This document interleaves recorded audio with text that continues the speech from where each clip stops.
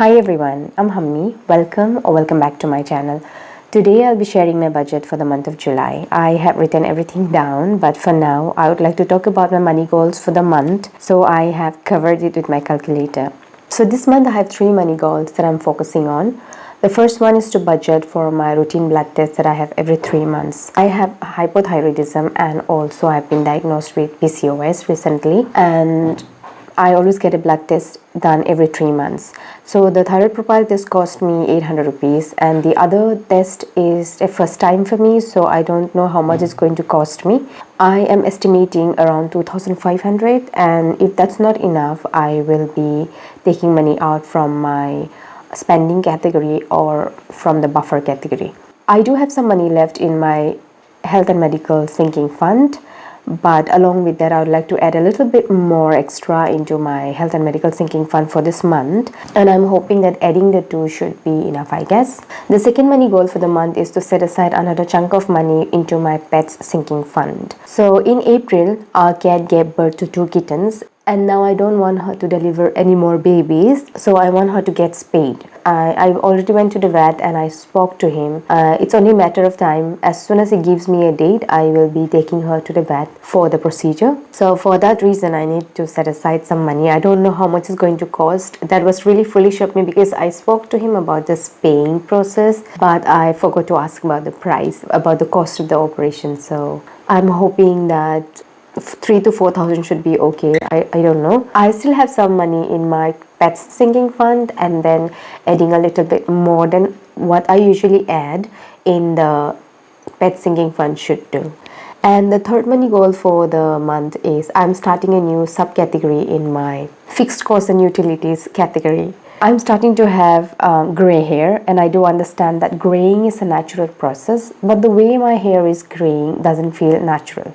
In February this year, I started noticing my hair graying in a very fast pace, and since I have hormonal issues, I thought maybe that is the reason, and I tried to keep my hair natural to avoid any unwanted chemical exposure. But to be honest, I am not mentally ready to flaunt my gray hair as of now. In May, I started coloring my hair.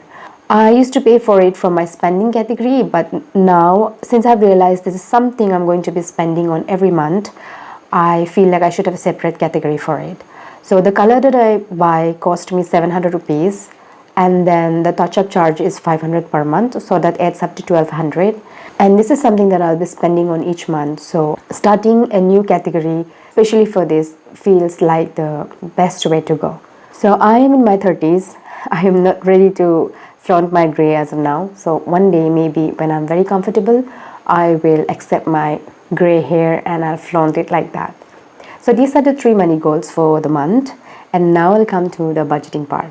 For the month of July, I budgeted with 76,600 rupees. This is a total from 3 incomes. From my work, I get the usual 32,200 rupees. From my private practice, I gave myself 36,300, and from my rentals, I gave myself 8,100. Into my savings and investment, I always allocate 10% of my income, so the 10% is 7,660. First of all, what I did was I allocated 2,100 into my SIP. This is what I am investing this year. I have 2 SIPs. In one, I allocate 1,000. In the other one, I allocate 1,100. So that is 2,100. And then I had a remaining balance of 5,560 rupees. And for this year, I had a goal of allocating 24,000 rupees into my emergency fund. And in the beginning of this month, I needed 4,880 to complete this goal. So that's what I gave my emergency fund, because I knew that that was what I needed. And that left me with 680, and that is what I put into my provident fund. So from next month on, when I take out 10% of my income, I am no longer going to allocate any money into my emergency fund, because emergency fund deposit is done for this year. I'll only focus on my SIP and my provident fund. That way I'll be able to put some extra money into my provident fund. And also from my emergency fund, what I did was, from the 24,000, I took out 20,000 and I opened a fixed deposit. I know that a fixed deposit doesn't earn much interest, but for me, when it comes to emergency fund, I do not focus much on growth. Why FD? And that's because when I put it in an FD, even though it doesn't grow, the thing is I still have a little bit of resistance. If I keep it in a savings account, I can swipe a card and spend it. I can scan a QR code and spend it. Putting it in an FD, it makes it a little bit difficult because in order to take out money from my FD, I have to go to the bank, talk to the manager, submit an application, and then I'll get my money. So there's a little bit of resistance to it. That is why. So that is for my savings and investment. And then coming to my second category, that's my fixed costs and utilities. I allocated 59% of 76,600 into my fixed costs and utilities this month. So 59% of 76,600 is 45,690 rupees. My life insurance always gets its usual 2460. So my life insurance I paid every 6 months, and in the month of June I paid the premium, and now I'm starting fresh again. In December of this year I'll have to pay another premium. Every month I set aside 2460, and then when the time to pay the premium comes, I have the money ready sitting in my savings account. So this is for that. And siblings fund was 1000. Room rent is 4500. This is also always the same. And my personal loan EMI is 13,615. Into my LIC loan, I always allocate 1000 rupees. And then if I have something extra, I add it. But this month I have allocated 6,415, and that's because in the month of July I have to pay the outstanding interest amount. So this 6,415 is totally the interest that I have to pay, and this is not going to cover any of the principal amount. 24,115 minus 6,415.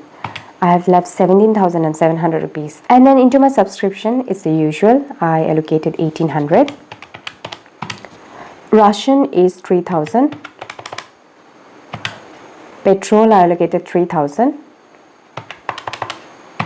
And for my food and groceries, I increased the amount to 6,000 rupees because last month I went over budget in my food and groceries. I feel like even 6,000 is not going to be enough. And this is not just because things have become expensive or anything. It's just because now our family member have increased. Now my brother has come back to stay at home. He left his old job and has come back home, and now he got a job here. So now he stays here, and then we have one more person staying with us. So the member of a family have increased, and so I think I have to allocate a little bit more. There were some questions about electric bill, water bill and everything. The thing is, me and my parents, we have split it up. I pay for the ration, I pay for the food and groceries. My parents pay for electricity bill, water bill, the gas and the milk. This is how we've split it up. This is just an understanding. We never sat down to talk about it. We never sat down to discuss about it. This is an arrangement that works for us. My parents never asked me to bear the cost. It's just my way of giving back to my family. So that is why the things are like this. 9,900 minus 6,000. I am left with 3,900 rupees. So the other category is clothes. This is for my work clothes. I've spoken about it before. The problem is I forget to buy clothes. And then when I buy in bulk. And then most of it I have to return back because it doesn't fit me.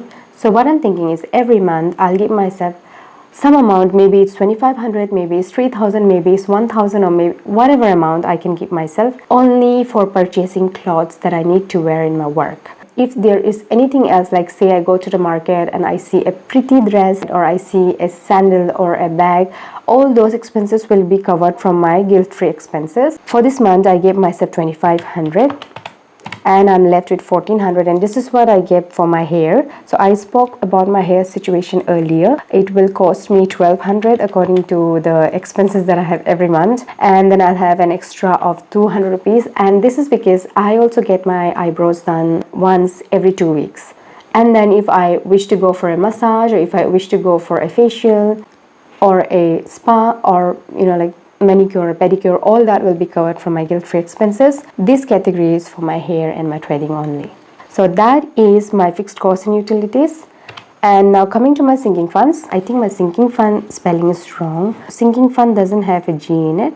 Anyways, so in my sinking fund category, I have 4 categories. That's car maintenance, health and medical, pets and vacation.